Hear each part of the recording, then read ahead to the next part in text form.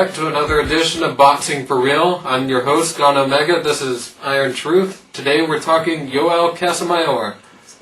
And start us off. Okay, this guy's the best lightweight in the world. No matter what anyone says, he's beaten everyone. He's gotten robbed 4 times in decisions. He should be 36-0, 20 knockouts without a question. He beat Acelino Freitas. He beat Diego Corrales in the rematch, which he didn't need to give to him, by the way, and he gave it to him anyway, got robbed in the decision. Corrales has ran from him ever since, as has Freitas.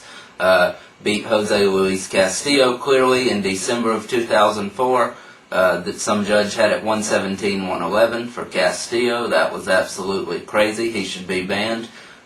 Beat Kid Diamond. Almazbek Ramkolov is the real name. You know him as Kid Diamond. He beat him back in June of 2005. Clearly by decision. They scored it a draw.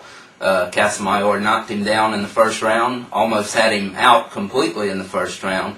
This guy has more skills than any of those guys combined, mentioned just now. Fighting Lamont Pearson on Friday Night Fights, July 7th, this coming Friday, tomorrow.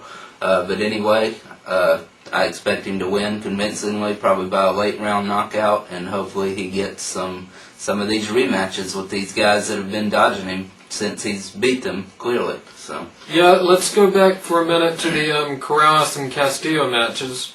The Corrales match, basically the Corrales match, he dropped Corrales in the fight. This is the second fight. The first fight, just to set it up for a minute, for anyone that doesn't remember, Casamayor, bottom line, Corrales could not continue in the fight. Casamayor knocked him down twice in that fight, and he was cut on the mouth from his mouthpiece or whatever, blah, blah, blah, but he couldn't continue. So it was ruled a technical knockout in favor of Casamayor. Casamayor, being the man and being the real fucking champion he is, said, okay, you know what? Screw it, I'll give you a rematch because I'm a man. I'm a real champion, I'm a real fighter. Corrales kept bitching that he had Casamayor out somehow, that he could have came in the 7th round and dominated and knocked him out the next round. That was bullshit, obviously. He was nowhere near even hurting Casamayor. He did knock him down one time. Casamayor flash knockdown. Yep, Casamayor gathered himself completely fine and came back and beat Corrales easily. Anyway. No, Casamayor, I'll say this, he made a dumb move, which the dumb move he made was getting rid of Joe Goosen and bringing on Buddy McGirt for one fight. That was the only fight he kept. And Goosen he had been on with for several fights before. I think his whole career, actually, probably. Maybe his whole career, but anyhow, definitely longer. For his whole successful career. Definitely. And Goosen brought him to the game. I don't see why he left him, so Corrales went and got Goosen, which was a good move.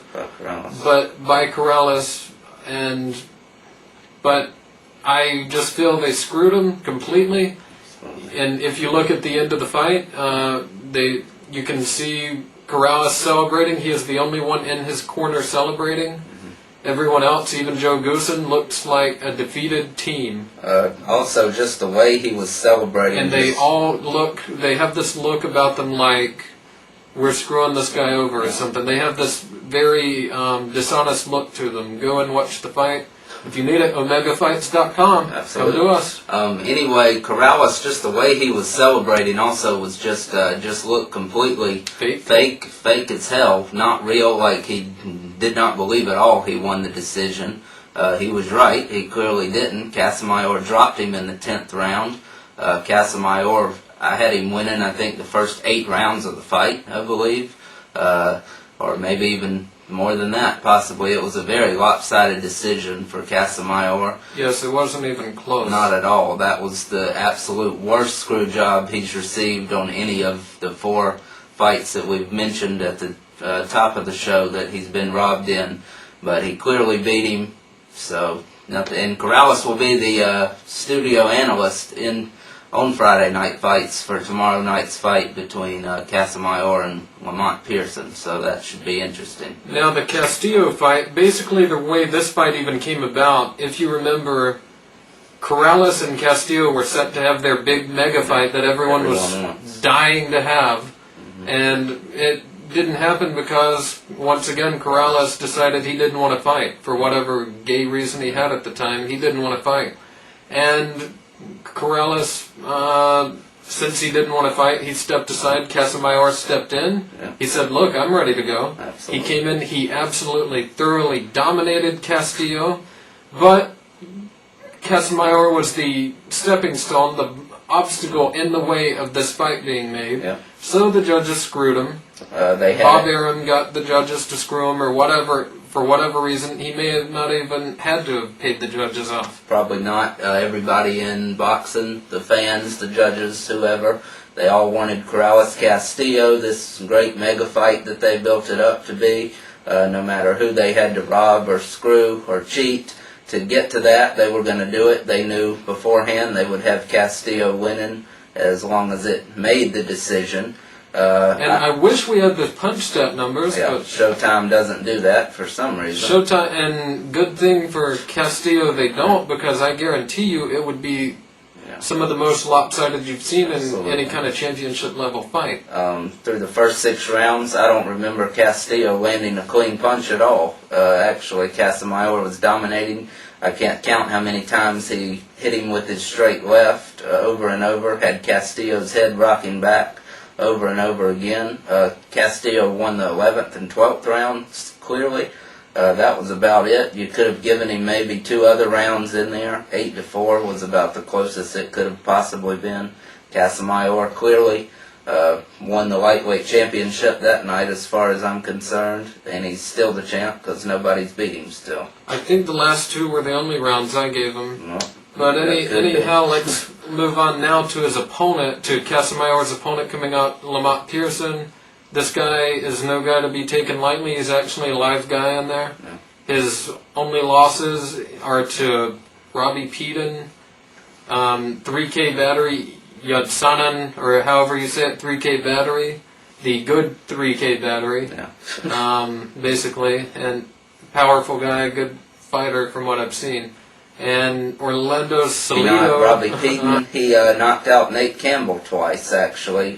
So those are 2 good wins. Recently lost to Barrera, of course, last September in a lopsided decision. He knocked Pearson out, I believe, in the 9th round. But 2 good fighters. Pearson's lost 2. He's a decent fighter. Definitely not somebody to be overconfident with. So Casamayor shouldn't have much trouble as long as he's I'd go on record right now and say Joel Casamayor is probably the most underappreciated fighter currently right now. Casamayor, like I say, is undefeated. He's 36-0 as far as I'm concerned.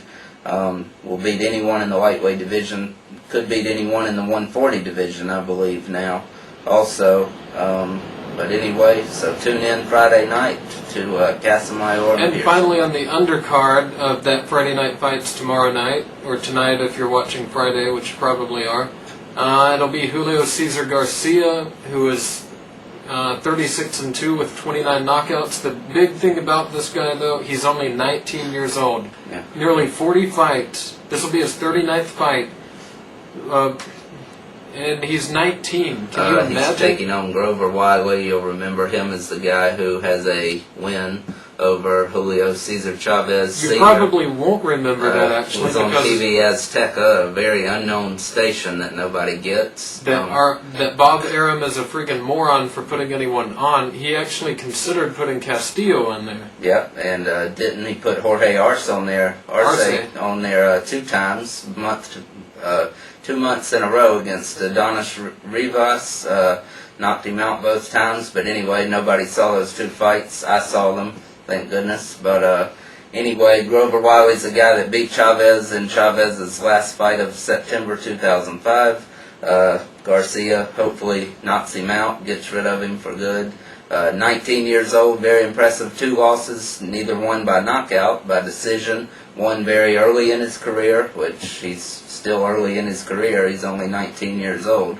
But definitely somebody you want to watch, probably. Absolutely. And with that, we're going to end the show today. Thank you for watching.